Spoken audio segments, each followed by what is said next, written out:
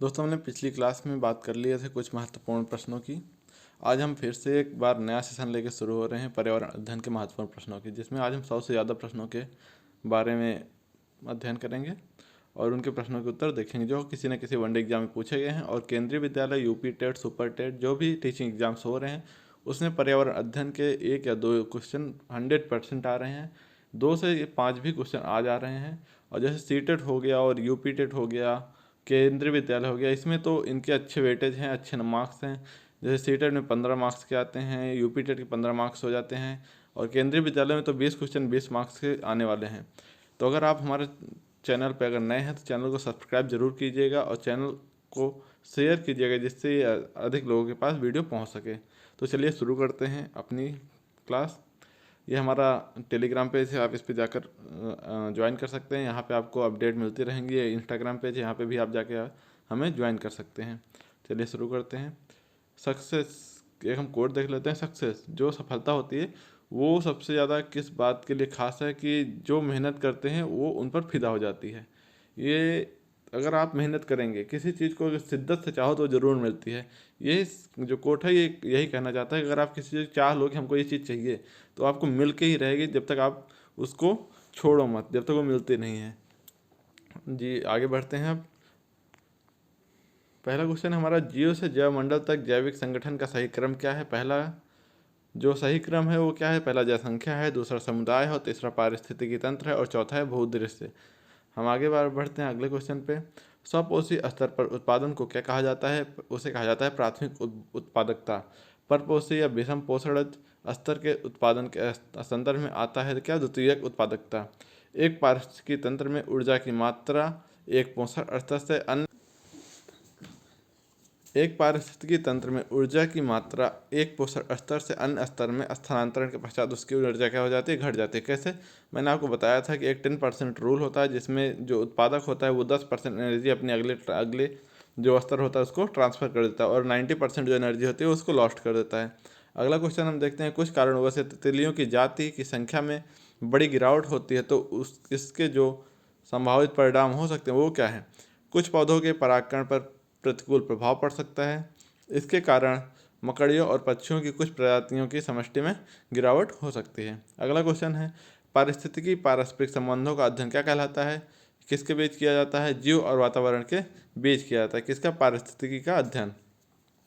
अगला क्वेश्चन है कि पारिस्थितिकी की परिभाषा ये है, जीव विज्ञान की एक शाखा है जिसमें जीव समुदायों और तथा उनके वातावरण के मध्य पारस्परिक संबंधों का अध्ययन किया जाता है। उसे क्या कहते हैं? पारिस्थितिकी कहते हैं। इकोलॉजी शब्द का सबसे पहला प्रयोग किसने किया था? अर्नेस्ट हैकेल ने। ये बहुत इंपॉर्टेंट क्वेश्चन है, आप इसको अंडरलाइन कर लीजिएगा और नोट्स बना लीजिए, जिससे आपको एग्जाम के टाइम रिवीजन करने में हेल्प मिलती रहे। तो चलिए आगे बात करते हैं अगले क्वेश्चन की। जीवधारियों के कार्बनिक और अकार्बनिक वातावरण और पारस्परिक संबंधों के अध्ययन पर पारिस्थितिकी विज्ञान कहते हैं। यह किसने बताया था? अर्नेस्ट हैकेल ने। पारिस्थितिकी प्रकृति की संरचना एवं प्रक्रिया का अध्ययन क्या कहलाता है? किसने बताया था? ये बताया था यूजीन ओडम ने। सर्वप्रथम पारिस्थितिकी तंत्र इकोसिस्टम की संकल्पना प्रस्तावित की गई थी कब? 1935 में एजी टांसले द्वारा। प्रकृति की एक कार्यात्मक इकाई के रूप में जानी जाती है क्या? पारिस्थितिकी तंत्र। पारिस्थितिकी तंत्र के संबंध में सही कथन कौन सा है? सही कथन है कि पारिस्थितिकी तंत्र किसी निश्चित स्थान, समय, इकाई के समस्त जीवों तथा भौतिक पर्यावरण के प्रतिनिधित्व करता है। यह एक कार्यशील इकाई है जो इसकी अपनी उत्पादकता होती है।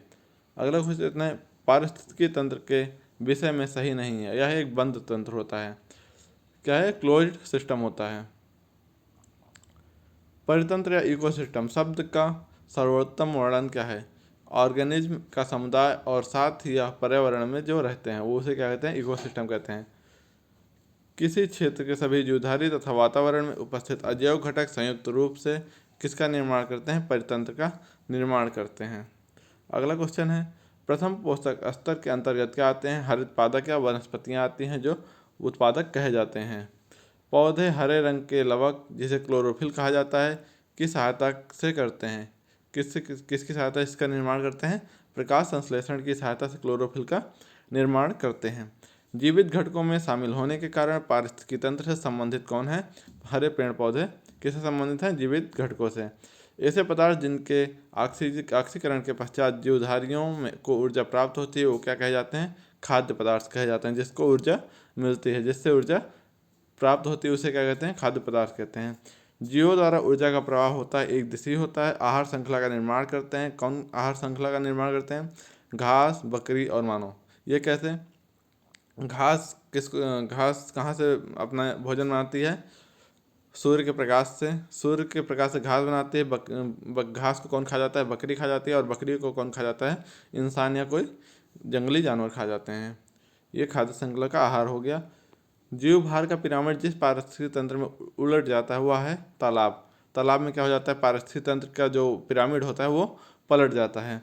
पारिस्थितिकी तंत्र के विभिन्न स्तरों के प्रति इकाई क्षेत्र में उपस्थित जीव भार के रेखाचित्री निरूपण को कहते हैं। क्या कहते हैं? जीव भार का पिरामिड कहते हैं, जिसमें एक भार के अकॉर्डिंग होता है, एक आकार के अकॉर्डिंग होता है। इसको आपको हम समझा देंगे क्या होता है पारिस्थितिकी तंत्र में जीव भार का रेखा चित्र। इसको हम अगली वीडियो में समझा देंगे कि क्या इसका पिरामिड किस आधार पर बनाया गया है। चलिए आगे हम बात करते हैं। स्थलीय पारिस्थितिकी तंत्र में जीव भार का पिरामिड होता है, सीधा होता है। पारिस्थितिकी तंत्र में डीडीटी का समावेश होने के बाद किस एक जीव का उसका संभवतः अधिक सांद्र प्रदर्शित होगा? सांप का। अगला क्वेश्चन है, जब कुछ प्रदूषक आहार श्रृंखला के साथ सांद्रता बढ़ जाते हैं और ऊतकों में जमा हो जाते हैं तो इस घटना को क्या कहते हैं? जैविक आवर्धन कहते हैं। डीडीटी जैसे प्रदूषक होते हैं वो कहते हैं जैव अग्निमनीकरण। पारिस्थितिकी मित्र नहीं है यूकेलिप्टस। यूकेलिप्टस को उसकी अत्यधिक जल संग्रहण शक्ति कारण घोषित किया गया है पर्यावरण का शत्रु। वृक्ष जो पर्यावरणीय संकट माना जाता है उसे क्या कहा जाता है? यूकेलिप्टस एक ऐसा वृक्ष है जो पर्यावरण का शत्रु कहा जाता है या उसका संकट माना जाता है। लैक्टिक आवास का उदाहरण क्या है? तालाब एवं दलदल। किसका है? लैंटिक आवास जो होते हैं वो क्या होते हैं? तालाब और दलदल। स्थिर जल के आवास लैंटिन आवास के अंतर्गत आते हैं। इनके उदाहरण आर्द्रभूमि, तालाब, झील, जलाशय हैं। बहते जल के आवास लोटिक आवास कहे जाते हैं। जहाँ जल बहता रहता है उसे क्या कहते हैं? लोटिक आवास कहा जाता है। दो भिन्न समुदाय के बीच का संक्रांति क्षेत्र क्या कहलाता है? इकोटोन कहलाता है। सर्वाधिक अस्थायी पारिस्थितिकी तंत्र क्या होता है? महासागर होता है। अगला क्वेश्चन हम बात करते हैं। सबसे अस्थायी पारिस्थितिकी तंत्र क्या होता है? समुद्र होता है। पारिस्थितिकी तंत्र में तत्वों के चक्रण को क्या कहते हैं? जैव भू रासायनिक चक्र। अगला क्वेश्चन है, जल चक्र को ओडम ने सम्मानित किया है किससे? गैसीय चक्र में। पारिस्थितिकी संतुलन से संबंध नहीं है औद्योगिक प्रबंधन का। पारिस्थितिकी अस्थायी मितव्ययिता है। यह जिस आंदोलन का नारा है, कौन से आंदोलन का नारा है? कि चिपको आंदोलन का नारा है। कि कौन सा क्या नारा था? पारिस्थितिकी अस्थायी मितव्ययिता। नर्मदा नदी के ऊपर बनाई जा रही बहुउद्देशीय बांध परियोजना को रोकने के लिए चलाया गया आंदोलन क्या कहला जाता है? नर्मदा बचाओ आंदोलन। दक्षिण भारत के पर्यावरण संरक्षण से संबंधित आंदोलन कौन सा है? एपिको आंदोलन। चिपको आंदोलन संबंधित है पादप संरक्षण से। पारिस्थितिकी तंत्र से संबंधित प्रमुख कथन है कि पारिस्थितिकी तंत्र शब्द का प्रयोग सर्वप्रथम एजी टांसले ने किया था। जो जीवन अपना भोजन स्वयं उत्पादित करते हैं उसे स्वपोषित कहते हैं। पारिस्थितिकी तंत्र शब्द का सर्वप्रथम प्रयोग किसने किया था? एजे टांसले द्वारा किया गया था। कृत्रिम परितंत्र क्या है? खेत है। कृत्रिम पारिस्थितिकी तंत्र धान का खेत है। घास, स्थल, वन तथा मरुस्थल उदाहरण किसके हैं? स्थलीय पारिस्थितिकी तंत्र के उदाहरण हैं। झील, नदियाँ तथा समुद्र कहाँ पे आते हैं? जलीय पारिस्थितिकी तंत्र में इनका उल्लेख किया जाता है। किसी निश्चित क्षेत्र में प्राणियों की संख्या की सीमा जिसे पर्यावरण समर्थन कर सकता है कहलाती है क्या कहलाती है? वहन क्षमता। बिना पर्यावरण की रुकावट के प्रजनन की क्षमता कहलाती है जैविक विभव, बायोटिक पोटेंशियल। एक पद जो केवल जीव द्वारा ग्रहण किए गए द्विक स्थान का ही नहीं बल्कि जीवों के समुदाय में उसकी कार्यात्मक भूमिका का भी वर्णन करता है उसे क्या कहा जाता है? पारिस्थितिकी कर्मता।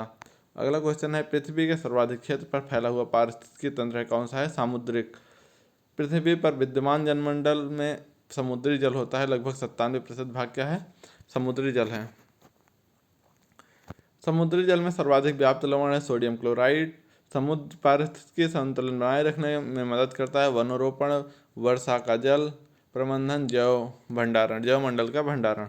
अगला क्वेश्चन है, वन्य जीव संरक्षण एवं पर्यावरण में व्याप्त प्रदूषण का निवारण कौन करता है? पर्यावरणीय संतुलन बनाए रखने में क्या करता है? निवारण करता है। भारत में पारिस्थितिकी असंतुलन का एक प्रमुख कारण है, क्या है? वन मतलब वनों की कटाई जो है वो एक बहुत असंतुलन का कारण है। वह कार्य जिससे पारिस्थितिकी संतुलन बिगड़ जाता है वह है वनों की कटाई या वृक्षों का कटना। पारिस्थितिकी तंत्र में उच्चतम पोषण स्तर का स्थान प्राप्त होता है सर्वाहारी को, जो सबसे ऊपर होते हैं। पहला है उत्पादक, दूसरा प्राथमिक उपभोक्ता, तीसरा द्वितीयक उपभोक्ता और चौथा है सर्वाहारी। मतलब पहला है जो उत्पादक होते हैं, दूसरा शाकाहारी, मांसाहारी और सर्वाहारी, ये सबसे ऊपर होता है। पारिस्थितिकी तंत्र का एक जीवी घटक नहीं है वायु। अगला क्वेश्चन है, पारिस्थितिकी निकाय में ऊर्जा का प्राथमिक स्रोत क्या है? सौर ऊर्जा है। परितंत्र में खाद्य श्रृंखला के संदर्भ में जिस प्रकार के जीव अपघटक जीव कहलाते हैं वो क्या कहलाते हैं? कवक या जीवाणु। अपघटक वे जीव होते हैं जो अपक्षय या सड़न की प्रक्रिया को तेज करते हैं जिससे पुनः चक्रीकरण हो सके, उसे क्या कहा जाता है? पोषक तत्व। जैसे इंसान हो गया, इंसान ने क्या खा लिया? बकरी को खा लिया। बकरी के बाद इंसान की जब मृत्यु होगी तो इसको इंसान कौन खाएगा? जो कवक होते हैं, जो अपघटक होते हैं, वो इनको खत्म करके पुनः से ये चक्र को चलाते रहते हैं। निर्जीव कार्बनिक तत्वों को अकार्बनिक यौगिकों में तोड़ते हैं, कौन होता है वो? अपघटक कहलाते हैं। सूक्ष्म जीवों की एक विस्तृत किस्म जैसे फफूंद, जीवाणु, गोलकृमि, प्रोटोजोआ और केंचुओं की भूमिका अदा करते हैं, कौन वो क्या कहलाते हैं? अपघटक कहलाते हैं। प्राथमिक उपभोक्ता है चींटी व हिरण। किसी खाद्य श्रृंखला में मुख्यतः प्राथमिक उपभोक्ता की श्रेणी में आते हैं शाकाहारी प्राणी। अपघटक तथा प्राथमिक उपभोक्ता दोनों की श्रेणी में आती है चींटी। अपघटक भी होती हैं और तथा प्राथमिक उपभोक्ता भी क्या होती हैं? चींटी होती हैं। वे जीवधारी जो अपना भोजन प्राथमिक उत्पादों से प्राप्त करते हैं वो कहलाते हैं प्राथमिक उपभोक्ता कहलाते हैं। खाद्य श्रृंखला में मानव प्राथमिक तथा द्वितीयक उपभोक्ता होता है। साग सब्जियों का सेवन करने पर मनुष्य प्राथमिक उपभोक्ता, जबकि मांसभक्षी होने पर वह द्वितीयक उपभोक्ता की श्रेणी में आता है।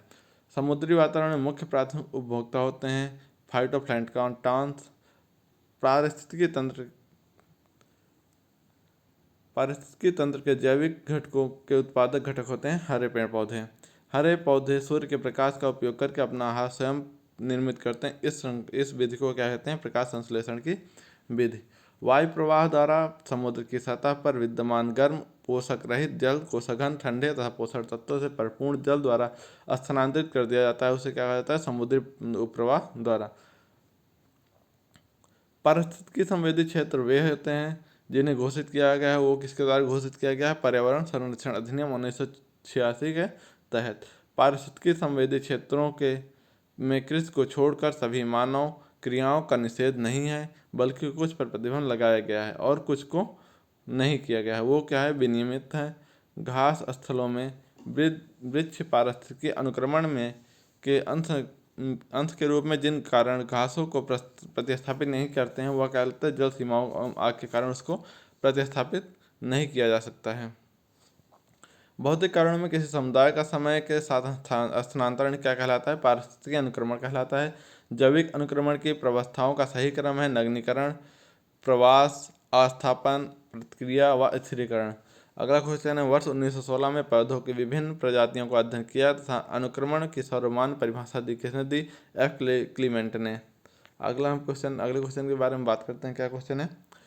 पर्यावरण संरक्षण अधिनियम पर्यावरण के संरक्षण एवं सुधार के लिए लागू किया गया कब? 1986 में। पर्यावरण संरक्षण अधिनियम कब लागू किया गया? 1986 में। जनजातियों एवं अन्य पारंपरिक वन निवासियों के अधिनियम कब लागू किए गए? वन अधिकार कानून को कब लागू किया गया? दिसंबर 2006 में। वन संरक्षण अधिनियम लागू किया गया 1980 में। मिलेनियम इकोसिस्टम असेसमेंट पारिस्थितिकी तंत्र की सेवाओं के प्रमुख वर्गों का वर्णन करता है। यह क्या है? व्यवस्था, समर्थन, नियंत्रण, संरक्षण व सांस्कृतिक प्रमुख वर्गों का वर्णन करता है। वह जो एक समर्थन सेवा है पोषक चक्रण तथा फसल परागण है जिसका समर्थन करता है। कौन? इकोसिस्टम। जैव वानिकी के संबंध में सही है। यह पारिस्थितिकी का पर्याय है। यह प्राकृतिक तंत्रों के मूल्यों पर बल देता है जो मानव तंत्रों को प्रभावित करते हैं। अगला क्वेश्चन है, जैव वानिकी अर्थात बायोनॉमिक्स शब्द बायो और तथा नॉमिक्स से मिलकर बना है। बायो शब्द का तात्पर्य क्या है? जीव या जीवन, जबकि नॉमिक्स शब्द ग्रीक नॉमस से व्युत्पन्न हुआ जिसका अर्थ है लॉ, नियम। बायोनॉमिक्स शब्द का शाब्दिक अर्थ क्या? जीवन का नियम। किसी जल निकाय में घनत्व प्रवणता को दर्शाती है क्या? फिकनाइक्लाइन। किसी जल निकाय में लवणता प्रवणता को क्या दर्शाती है? हेलोक्लाइन। किसी जल निकाय में गहराई के साथ तापमान परिवर्तन दर्शाती है? थर्मोक्लाइन। परितंत्र उत्पादकता के संदर्भ में समुद्री उत्प्रवाह क्षेत्र इसलिए महत्वपूर्ण है क्योंकि ये समुद्र में उत्पादकता बढ़ाते हैं। कौन बढ़ाते हैं? पोषक तत्वों की सतह पर लाकर। दोस्तों, अगर ये वीडियो आपको अच्छी लगी हो तो वीडियो को शेयर कीजिए और लाइक कीजिए और चैनल को सब्सक्राइब जरूर कीजिएगा।